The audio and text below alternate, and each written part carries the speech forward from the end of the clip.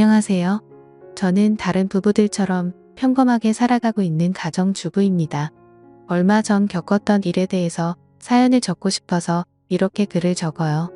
제 나이 40에 정말이지 너무나도 신기하고 짜릿했던 경험을 하게 되었습니다. 남편과 지금까지 살면서 한 번도 부족한 것 없이 사랑을 주고받고 행복하게 살고 있다고 생각했었는데 그날의 추억은 정말로 너무나도 강렬해서 아직까지 잊혀지지가 않네요. 그렇다고 저희 부부가 사이가 안 좋았던 것도 아닙니다. 저희 부부는 예전부터 금술이 좋기로 유명해서 주변 사람들도 부러워할 정도였어요. 그리고 남편은 신혼 때부터 지금까지 10년이 넘는 시간 동안 한결같이 저를 사랑하고 아껴주었습니다. 저희 부부는 둘 다 여행을 참 좋아해서 결혼 생활하며 주말에 시간을 내어 전국 팔도 안 돌아다닌 곳이 없을 정도로 많이 다녔습니다. 그러다 저번 달에 남편이 산나물이 드시고 싶다고 해서 저희 부부는 산나물도 좀 캐고 겸사겸사 등산도 할 겸 지리산 나들이를 가게 되었던 거죠. 그날은 날씨도 좋았고 몇 년 전부터 시작한 팬데믹으로 인해 여행을 거의 못 다녔기 때문에 마음이 한참 들떴습니다. 산도 좋고 꽃도 좋고 비록 사람이 생각보다 많아서 걱정을 하긴 했지만 마스크를 잘 쓰고 있으니 괜찮을 거라 생각했었습니다. 남편과 손을 잡고 연신 콧노래를 흥얼거리며 산을 올라가고 있었죠. 생각보다 나물 캐는 분들이 많아서 그런지 별다른 수확은 거의 없었지만 그래도 경치가 좋아서 주변을 구경하는 맛은 있더라고요. 게다가 오랜만에 도시에서 벗어나 산속 풍경을 보니까 저절로 힐링이 되는 듯 했습니다. 그러다가 너무 흥이 겨운 나머지 제가 잠깐 한눈 파는 사이에 다리를 헛디뎌서 넘어지고 말았습니다. 다행히도 크게 다친 곳은 없는 것 같았지만 살짝 발목이 삐었는지 약간은 지끈하더라고요. 그래도 이 정도면 올라가는데 문제는 없겠다 생각하고 걱정하는 남편에게 괜찮다고 걱정하지 말라고 말을 했고 천천히 올라가면 될 것 같아요. 라고 이야기하고 다시 산을 올라가기 시작했는데 얼마 지나지 않아서 다리가 점점 퉁퉁 붓는 느낌이 들고 걸음을 내딛기가 쉽지 않았습니다.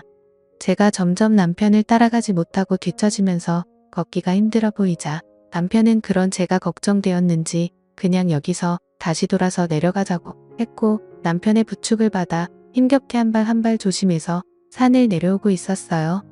원래 산이라는 게 올라가는 것보다 내려가는 게 더 힘든 것처럼 남편의 부축을 받고 있어도 발목이 점점 아파오고 나중엔 천천히 걷는 것조차 힘이 들더라고요.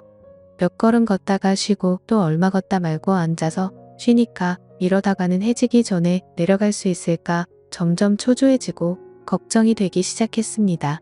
남편은 더 늦기 전에 빨리 구조대라도 부르자고 하는데 솔직히 크게 다친 것도 아니고 이런 일로 열심히 일하시는 분들 불러다가 민폐를 끼치고 싶지는 않더라고요. 그렇다고 남편이 저를 업고 내려가기에는 경사가 심해서 너무 위험했고 최선의 방법은 그냥 한 발 한 발 조심히 내려가는 방법 말고는 없어 보였습니다. 그런데 그때 앉아서 쉬고 있는 제 곁으로 누군가가 다가왔어요.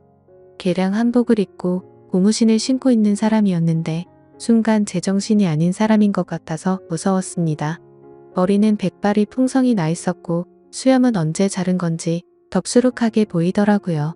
그냥 겉모습만 보고 드는 생각은 청학동 훈장님이라고 해도 믿을 정도였습니다. 아무튼 그분은 천천히 저희 쪽으로 다가오면서 무슨 일이냐고 다쳤냐고 물어보는데 그냥 신경 쓰지 말고 가던 길 갔으면 하는 마음이 들더라고요. 그래도 그런 걸 내색하면 예의가 아니다라는 생각에 다리를 살짝 삐끗했다고 대답을 했습니다. 그러자 이내 그 사람은 자기가 좀 봐주겠다면서 제 다리를 만져봤습니다. 그러자 낯선 사람이 제 다리를 건드리니까 남편이 발끈하며 그 산도깨비 같은 사람에게 당신 뭐하는 사람이야? 하고 소리를 쳤죠. 돌아오는 대답은 자기는 이 산에 사는 산신령이라는 둥 뭐라 하는데 가짜는 헛소리라고 생각했습니다. 하지만 다른 대안이 없었기도 했고 믿져야 본전이라는 생각에 남편에게 괜찮다고 대답을 했죠. 그리고는 그 산신령이라는 사람이 거친 손으로 제 삐끗한 다리를 여기저기 만지기 시작하다가 허리춤에서 뭔가를 꺼냈는데 작은 바늘이 잔뜩 들어있는 침이었었죠. 능숙하게 라이터로 소독을 하더니 제 다리에 여기저기 침을 놓기 시작했습니다. 그러더니 잠시만 움직이지 말고 이대로 가만히 있으라고 하고는 등산로에서 벗어나 숲속으로 사라져 버리더라고요. 남편과 저는 뭔가에 홀린 사람처럼 정신이 멍해져서 서로를 쳐다보고 있었고, 그로부터 약 10분의 시간이 지났을 때 숲속에서 산신령이 풀을 한 줌 뜯어오더니 그걸 돌에 익혀서 떡처럼 만들었습니다. 이게 약초라며 도시 사람들은 약을 바로 지천에 두고도 모른다며 혀를 차더라고요. 그리고 나서 제 목에 둘러져 있던 손수건을 뺏어서 약초를 제 발목에 붙이고 손수건을 묶어 고정해 주었습니다. 그리고는 남편에게 제 허벅지 쪽을 가리키면서 이곳을 주물러줘야 혈액순환이 되면서 약효가 빨리 돌아가고 말하더라고요. 그러면서 자신이 여자 몸에 손을 댈 수는 없으니 남편인 당신이 하라고 해서 남편은 얼떨떨한 표정으로 제 다리를 주무르기 시작했는데 산신령 아저씨가 옆에서 그게 아니라는 듯 못마땅한 표정을 짓더라고요. 결국 아유 고참 나와봐. 내가 할게. 사람이 뭐 이리 시원찮아 그렇게 말하고는 제 허벅지를 엄지손가락으로 꾹꾹 누르기 시작했는데 제가 마사지를 태국에서도 받아보고 진짜 잘한다고 소문이 났던 비싸고 좋다는 곳에서 받아보기도 했는데 그런 느낌은 살면서 처음 받아봤습니다. 진짜 머릿속 정수리 끝까지 짜릿해지는 기분이랄까요? 남편이 옆에 있어서 참으려고 했지만 입에서 비명이 터져 나오더라고요. 5분 정도의 짧은 마사지였지만 그 어느 때보다도 몸이 개운해졌습니다. 그러다니 자기 물건을 챙겨서 호련히 일어나서 가려고 하더군요. 이제 조심해서 내려가. 내려가면 당분간 다리 쓰지 말고. 그러자 남편은 돌아서는 산신령에게 치료비라며 지갑을 꺼냈는데 건방지게 아무 데서나 돈 꺼내지 말라고 호통을 치고는 그대로 산 위로 금방 사라져버렸습니다.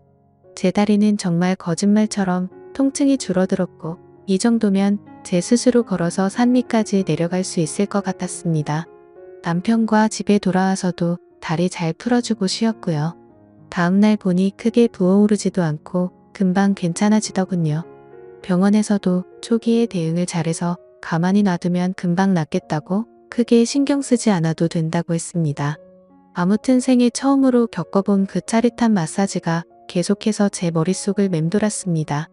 그때 그 손맛이 너무 좋아서 남편에게도 종종 주물러 달라고 하는데 남편이 아무리 노력해도 절대로 그 느낌이 나지가 않더라고요. 사실 그게 당연한 거겠죠. 비싸고 좋은 마사지를 받아도 그런 기분은 겪어보지 못했는데 일반인인 남편이 해준다고 다를 리가 없으니깐요.